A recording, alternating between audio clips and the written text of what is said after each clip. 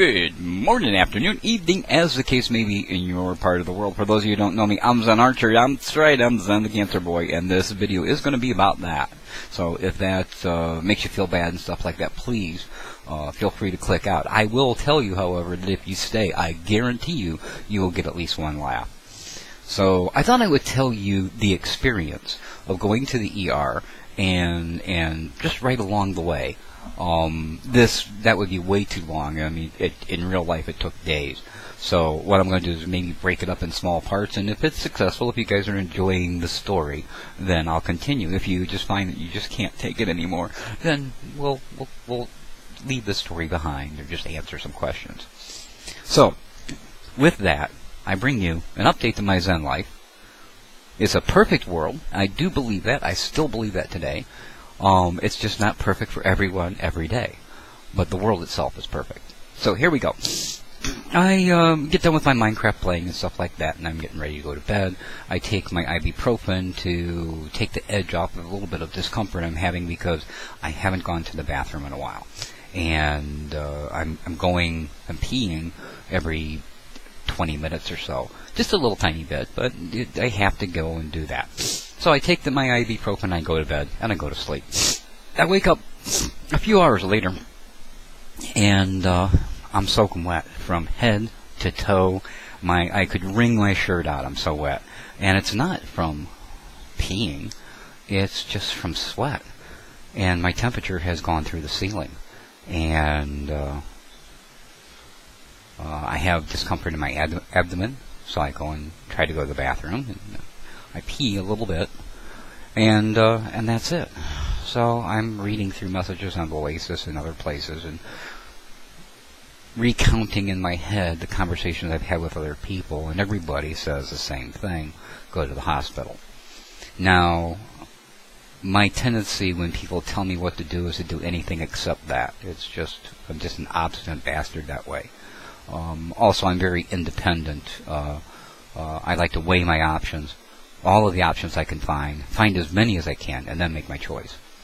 So I decide that for once, instead of forging a new trail, I'll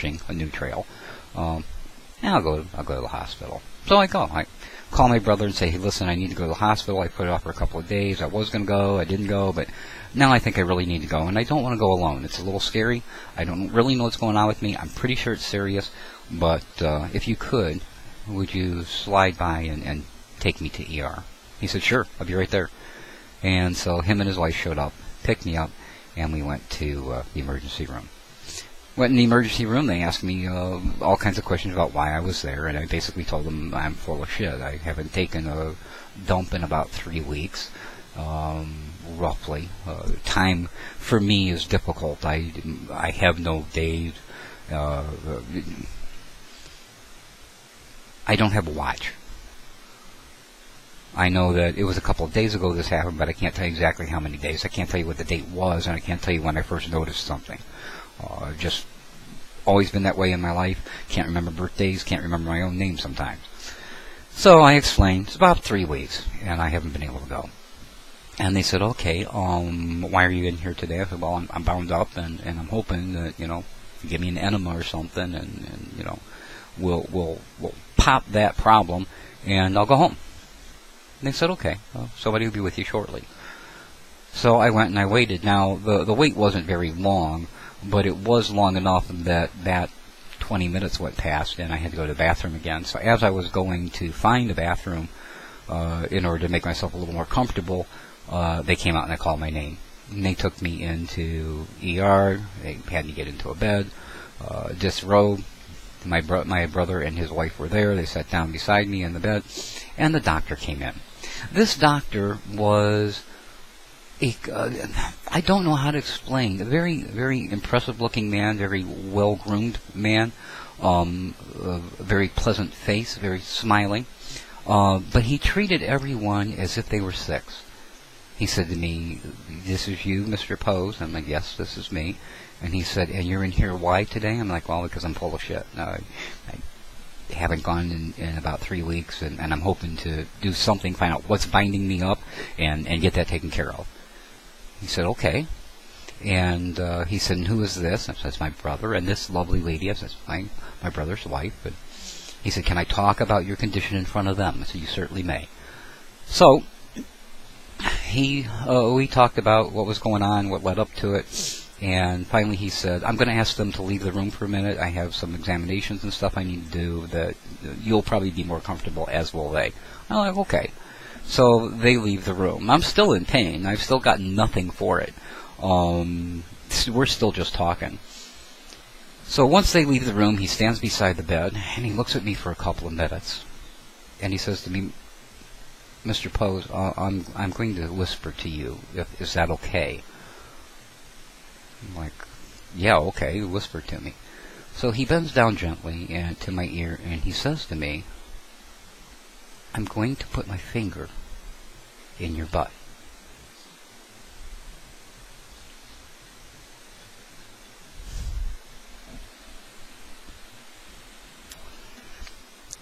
Is that okay?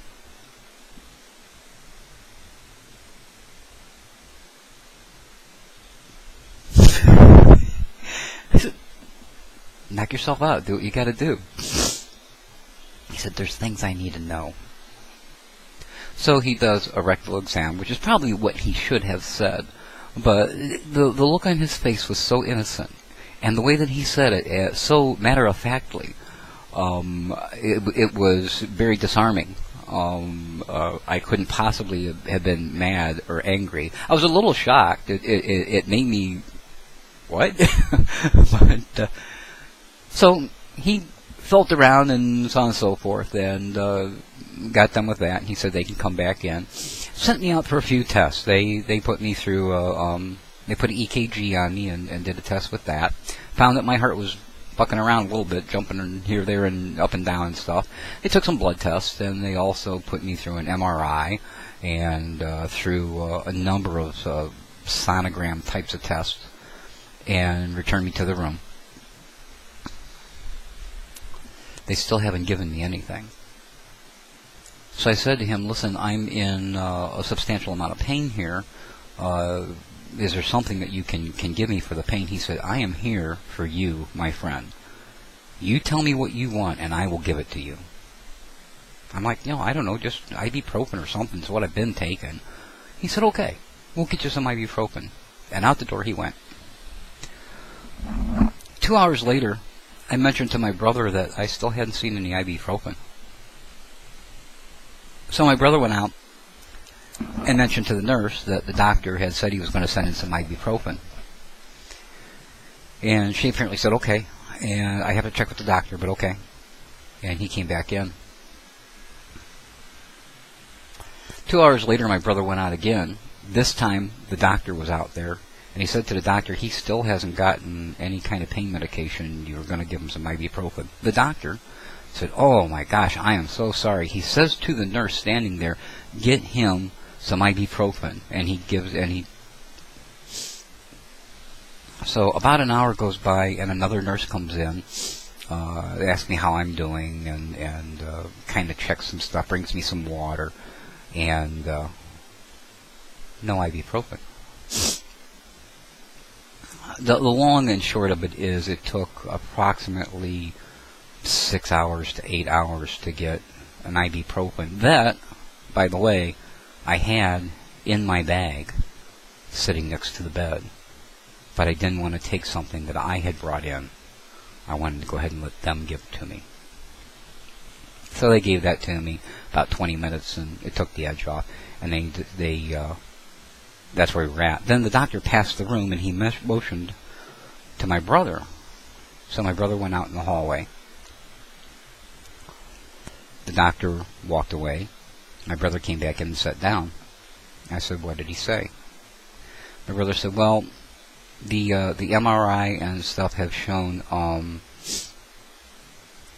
some unusual growths in your bladder, and they want to bring in a urologist specialist to take a look at it and see what it is. Well, I knew what it was. I knew already that it was cancer. I had known probably for years that I was developing cancer. It wasn't a surprise to me. But I pretended not to know. At least I didn't acknowledge that I knew. I just said, okay. So the long and short of it is, they eventually got me a room. My brother and his wife went and had dinner. I asked them not to be too long because I really didn't want to experience this by myself. And they took me upstairs and put me in a private room by myself. Thank God for that. I wasn't really tied down to anything, so I was able to get up and go to the bathroom when I could, when I needed to. But once they put me in the bed and got an IV started, they started giving me saline solution, and they had determined that I had a urinary tract infection. So they were also giving me antibiotics for that in a little bag. So that was running constantly.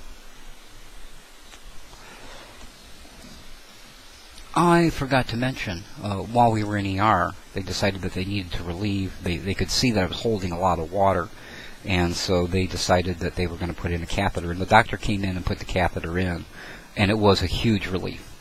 The problem, however, was that once the tube went empty, once it was dry and emptied out, within a couple of minutes I started experiencing some burning, severe burning, very severe burning, and then burning that was forcing me to white knuckle it, just holding on to the bed as tight as I could. And I have a very high pain tolerance. I've developed that over the years, but I was white knuckling it, and I said, "This has got to come out." And they said, "We need to leave it in." I said, "No, this has got to come out." And they said, "Well, we can give you something to make it more comfortable." I said, "No, this has got to come out." Now we have two choices. You pick which one you want. You can take it out, or I can take it out. But I guarantee you, 20 minutes from now, this is not going to be in there anymore. She said, "Well, I have to see the doctor." I said, "Well, that's great, but don't jack me around. Don't make me wait, because that 20 minutes is non-negotiable." So she left. The doctor said, "If he has to have it out, then take it out." So they came back in, and they took it out. They gave me the ibuprofen, and I was comfortable. Then they sent me up to my private room. So they got me all wired up there. By then, I had saline solution and stuff, and I'm taking antibiotics for the UTI. And that's pretty much how it was for probably the rest of the night. They came in, they made me comfortable, they asked me if I needed anything, they got me tea and juices and water and stuff like that. They put me on a clear liquid diet, which was unusual because I was allowed to have caffeinated coffee, and I was allowed to have as much sugar as I wanted in that coffee. However, I could not put any creamer, non-dairy creamer or other creamer in the coffee because it wouldn't be a clear liquid anymore. So for all means and purposes, they made the coffee that I could have undrinkable. I don't really drink coffee without milk, but I tried. I added water to it and thinned it out as best I could and drank it. Also got a lot of juices, especially for some reason, craving for apple juice, apple cider, grape juice, that kind of stuff. Wanted that a lot. I had been drinking a lot of orange juice. Anyway, so that's kind of how the night went. Then they came in and they talked to me and they said, "Look," or they sent the specialist in, the urologist, and the idea was that he was going to put a catheter in, and then he was going to do a biopsy of what they found and go from there. He also had done a rectal exam before making that decision, and when he did, he checked my prostate, and then he came in and said, "Well, what we're going to do is we're going to do this and that. And I'm going to put a scope up in there. We're going to look around, and I'm going to take a little nip out of it, a little biopsy. We're going to determine if it's cancerous or not. If it is, we're going to cut that cancer out." I said, "Whoa, no. What's going to happen is I may allow you to go in there and look, and you may do the biopsy once I understand it more. But once you determine if it's cancer or not, we're not just going to cut it out.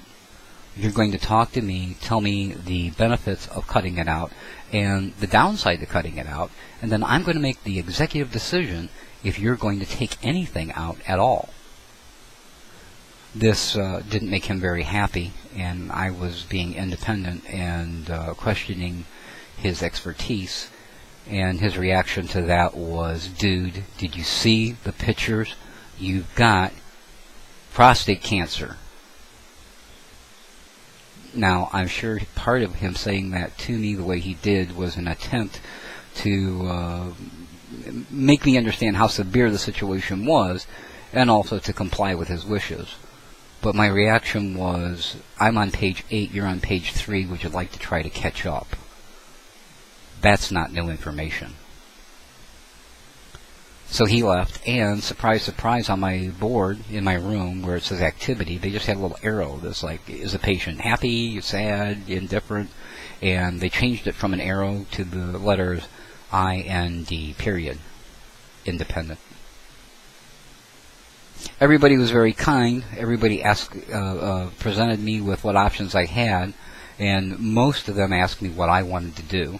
They were very informative, and I sat realizing the situation that I was in. Now, regardless of what they said and how prostate cancer can be survived by some, has been survived by some, providing they do the right things, when you say to me, you have cancer, you're saying to me, you're dying. And then the question is just a matter of how long will it be until you're dead. Now, that's not a terrible thing for me. I've been dying all my life, so have you. But the fact of the matter is that that's what you're saying to me is, we're getting closer to that time. So I had already made my decisions that should I one day get cancer, and I made these decisions based on other friends that I've had who have had cancer, who have passed away, and seeing the hell that they went through in order to fight the cancer and try to beat the cancer and win over the cancer and be a cancer survivor. And I didn't want to be that. I didn't want to have that experience. So my decision at this point, still today, is pretty much that if I have cancer, then I will be someone who lives with cancer until I'm not living anymore.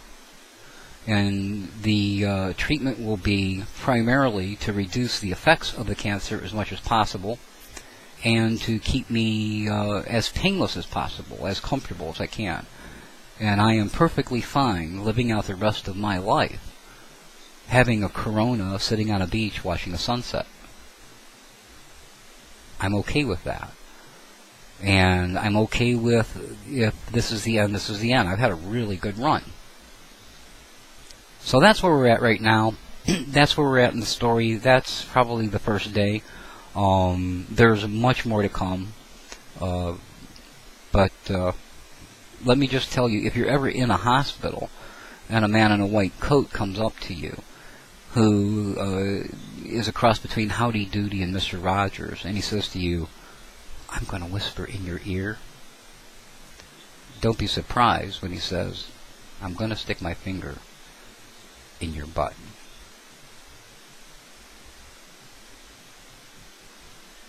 Until next time, you be well.